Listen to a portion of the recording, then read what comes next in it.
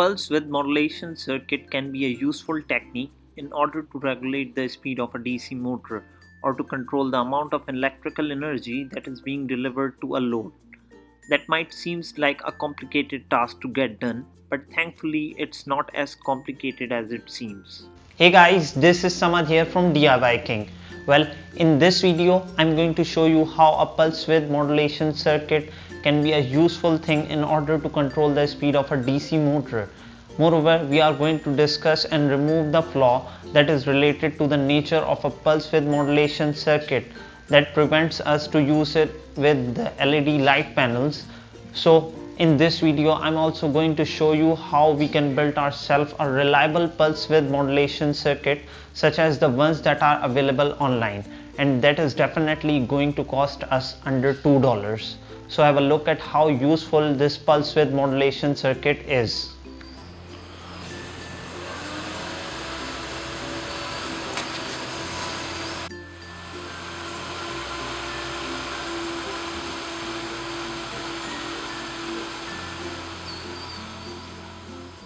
To start with, I've designed the schematic for the required circuit. The overall circuit is based around the 555 timer IC that regulates the width of the output pulse. Now, in order to draw a larger amount of output currents, the trigger pin, that is the pin 3 of the timer IC, is connected to the gate of a transistor, which in this particular case is an N-channel MOSFET. The width of the output pulse varies with the variation in resistance that is created by the rotating knob of the 10K potentiometer. Later, by using the schematic, I've designed a PCB as I plan to build the whole thing on a printed circuit board rather than a perf board. The reason why I decided to go with a PCB is that I came across the website named JLC PCB. These guys are offering top-notch PCBs for an outstanding price. So I have ordered my PCBs by uploading the Gerber files and just by going through the options that are given below. For the first order, we can get as low as $2 for almost 10 PCBs. That includes the shipment cost to your doorstep. Well, that's outstanding. So the PCBs arrive within just a week.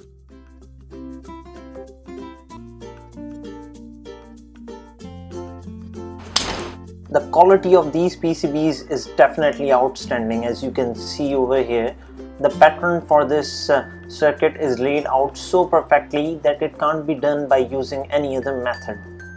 Now moving on, I've gathered all the necessary components for this project. The list of the components that are required for this project is available on Instructable's blogspot, so don't forget to check that out. The link to that blogspot will be given in the description below. I will started by soldering the input and output PCB connectors. These connectors are handy to use and allow me to use this circuit anywhere I want without permanently soldering the input and output terminals.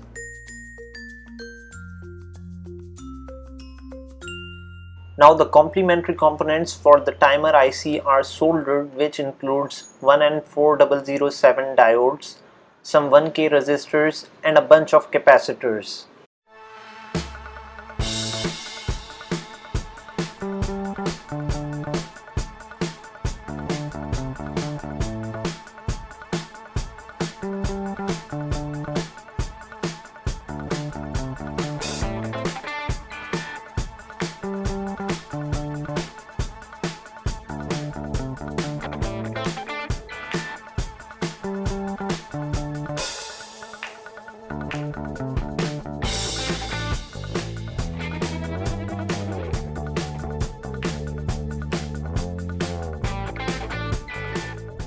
The heart of this circuit is a 555 timer IC that is commonly available in the market, and it's good enough to get our job done.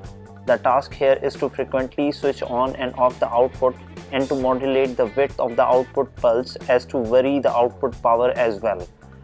For this, we are going to use a 10K potentiometer, which will eventually provide us variable resistance between pin 2, 6 and 7 of the timer IC. I would recommend using a 100K potentiometer if you want a wider band of output variation.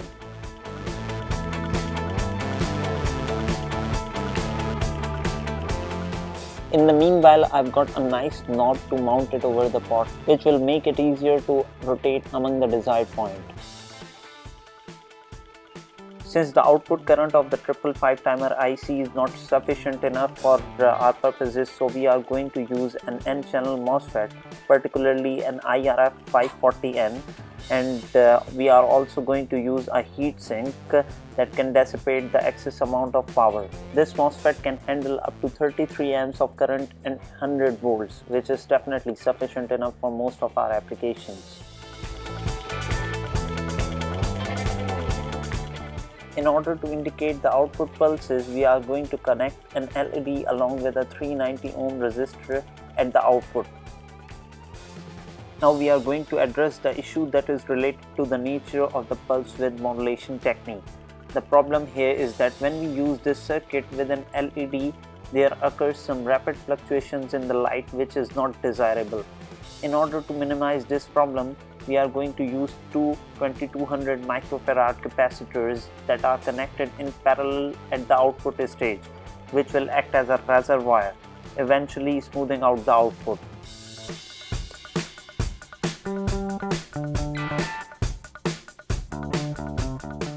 Now with all that being done, our circuit is ready to use and definitely looks like a highly professional one.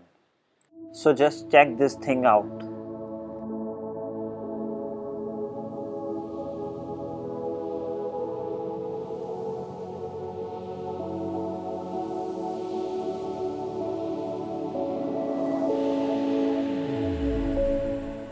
Now to test this circuit, I am going to use a 12 volt DC adapter along with a 12 volt cooling fan that is commonly available in PCs. Both the output and the input are connected, and now the circuit is ready to get tested.